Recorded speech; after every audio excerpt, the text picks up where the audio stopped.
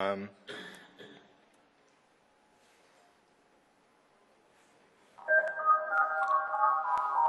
all right. Hi there. I am Nathan McKenzie. In a former life, I worked in the commercial game industry, actually, with Chris and Pat, amongst other people. I worked at Raven Software and Rainbow Studios for several years, working on titles such as Quake 4, Soldier of Fortune, Heretic 2, Taken Prisoners, and other bits and bobs.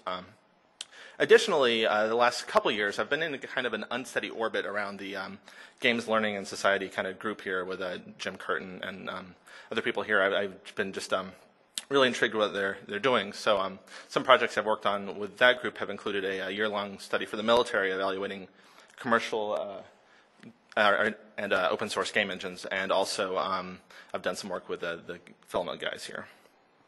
So I want to go back a couple of years actually to talk about my connection to the GLS group. A few years ago, I think back in 2002, I had a friend at the university here, a graduate student friend, who was telling me about the stuff that Kurt Squire and Jim G were doing, their kind of initial stuff.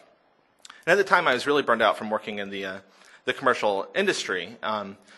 And so I was kind of looking for new things to do with what I had kind of learned. But at the same time, I was also becoming a lot more interested in the way that games function almost as technologies of incentivizing things, the same way that economics do. I was really curious about the things that games do right, and then seeing how perhaps they could be applied into other contexts. So I was talking to this friend of mine, and I got just intrigued, like, educational games. I started having these visions in my head of all the great educational games I'd be able to buy in the future that would be so amazing and fun in exactly the ways that I expected from great games, but that also, that maybe I would play the EverQuest, but by the time I hit level 50, suddenly I was bilingual, or I would, get a hold of the new Deus Ex kind of game, and partway through, as the mysteries are unraveling, the Illuminati concede that I am now +2 at plumbing. Right? I was really excited about this idea that I, as a player, could go buy these things. The time you invest in games it takes a lot of time to play these things, and so I was really excited. Like, I'm ready for this. Make this game for me, someone. But as I've gotten to know the space better, as I kind of have filtered away from the commercial industry, things like what's done at Human Head, what I've found is that clearly whatever my vision isn't really entirely the thing that's in sync with a lot of what's being done. As I kind of looked around, I kept trying to find, like, where are these things that are being made that I'm so excited to play, and where is the space for me in all of this. And ultimately what I found is that everybody seems to be very interested in either students or consumers, but I rarely see educational games attempted that I feel like treat me as a player or as a peer. And so for a while I kind of groused about this because that's cheap and easy, and would tell everyone, no, here's what you should really do, and who cares, right? But eventually I kind of got, I'm just tired of being that guy. So I decided that it was time to put up or shut up. And I found some funding in the form of myself, and so I've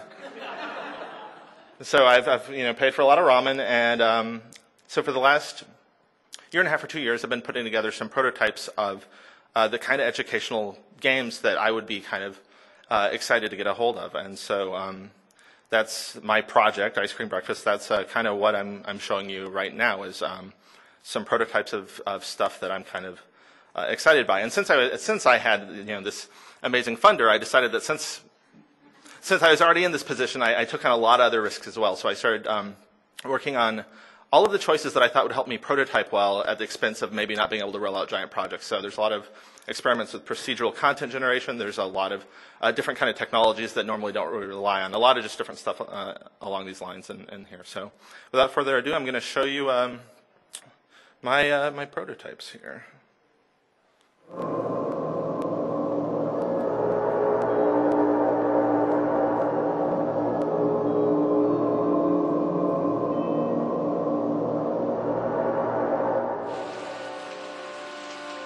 All right, so this is a Cinder, and for a quick shorthand for what I'm doing with this part of the game, I'm drawing heavily from things like Diablo 2 and Pokemon for making kind of an overworld with a meta structure that you're excited to be in, that you get deeply invested in.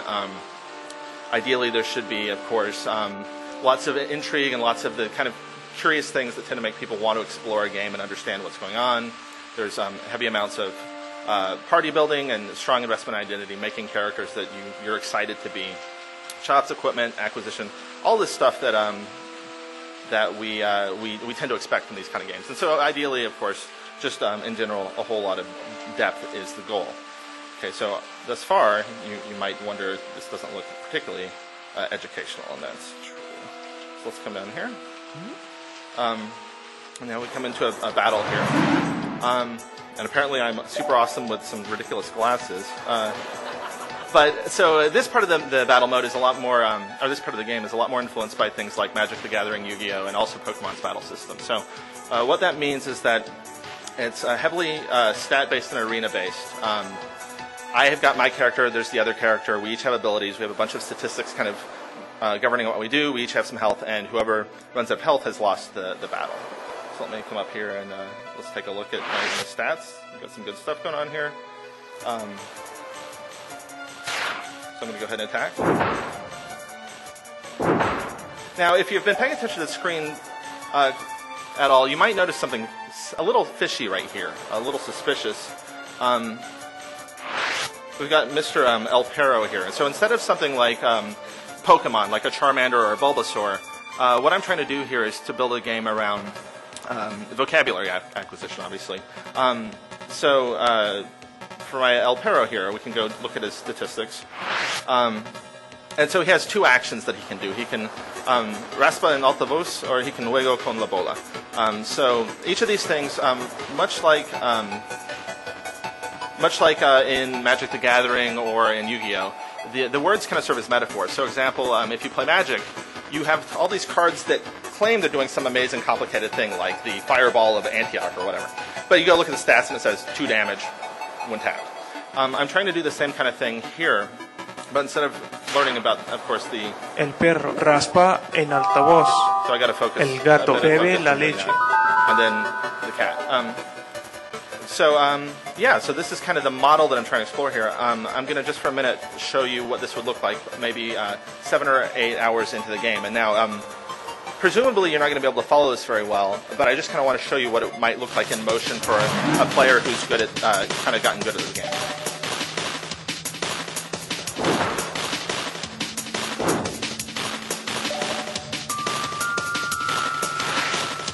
El perro juega con la bola.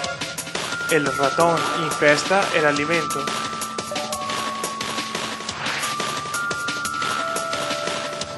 La vaca está parada en el pasto. El caballo camina por el camino. El pez flota en el río.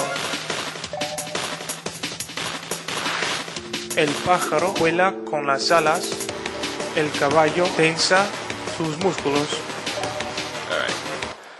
So I'm going to take a minute to make a jump here, and I want to kind of talk about, just really briefly, my kind of vague theories about what make effective media effective. So, for example, let's talk about books. When you enjoy a book, a lot of what works about a book is that there's variation and repetition happening at all scales. So you have change happening in individual sentences, you have change happening in individual paragraphs, chapters, and full works, of course, right? This is why when we're invested in a book, we're loath to put it down if it's a good book.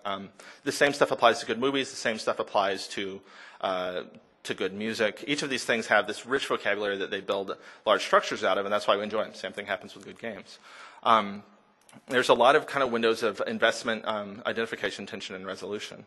The problem that I feel like is the case with vocabulary acquisition, and I'm about to expand what I mean by that, is that when you can't understand any of the atomic units of whatever you're trying to learn, it's almost impossible to roll out those larger structures that you invest deeply in. So if I could understand simple Spanish, I might be able to read some sentences and understand new words and context and enjoy the larger story that I'm a part of. But if I can't read any Spanish, if I have to hit up a dictionary every single word, it's almost impossible to roll out those larger things that we're inclined to be really interested in. And I think that this doesn't just apply to like foreign language vocabulary. I think this is a problem with fields of information that just have bulk generally. So, for example, if you're trying to learn the guitar, there's a lot of memorization of guitar chords. If you're trying to learn programming languages, often there's a lot of libraries that you just have to kind of internalize and become familiar with.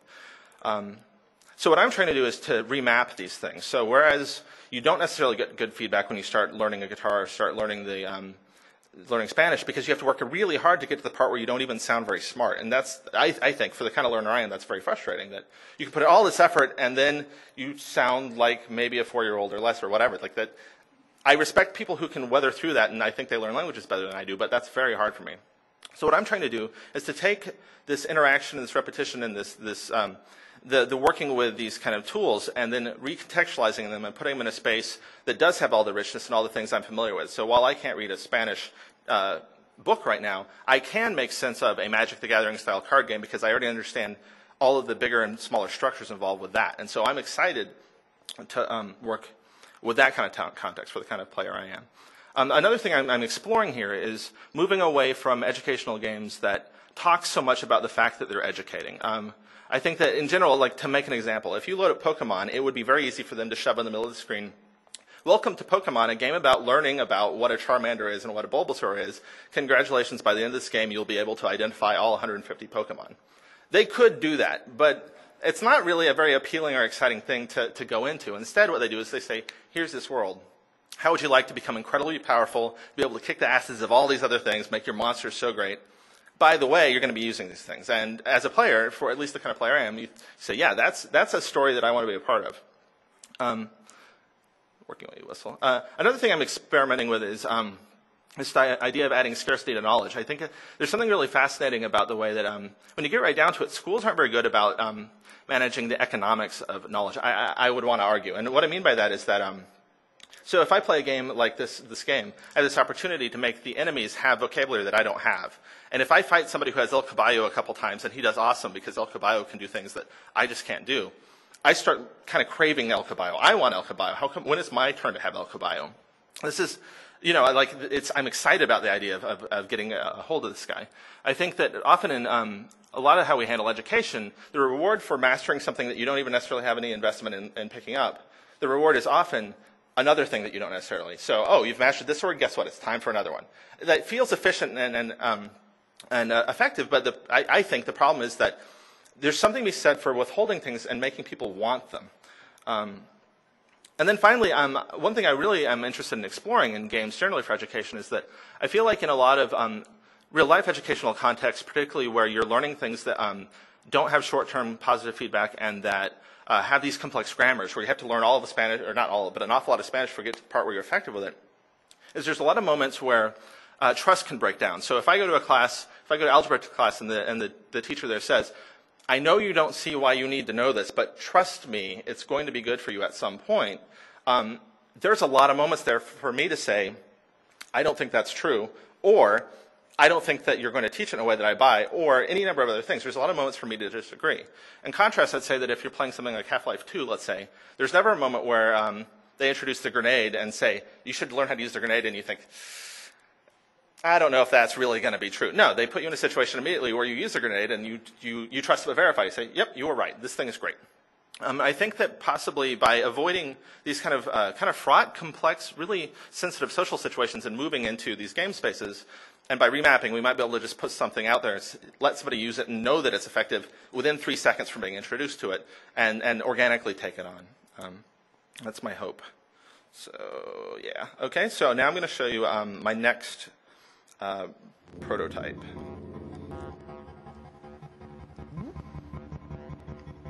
Okay, so what I'm doing here is just selecting a character. Once he shows up. And then choosing a sound. Okay, and so what is Cadenza? Well, it's clearly using the same renderer. Cadenza is a game that is supposed to, or is intended to help teach music theory and guitar-related knowledge. It's based on, roughly it's influenced a lot by The Legend of Zelda games, the 2D ones, and Diablo 2, if that's useful information. The setting is whatever you'd hope it to, or whatever I'd hope it to be, kind of a grim, interesting, whatever space. I don't really need to cover it. Full of the kind of interactive stuff that makes Zelda games stay interesting. But the difference is that whereas in Zelda games, your method of interacting is that you acquire new items that give you new verbs. In this game, the keyboard is mapped roughly to guitar fretboards. So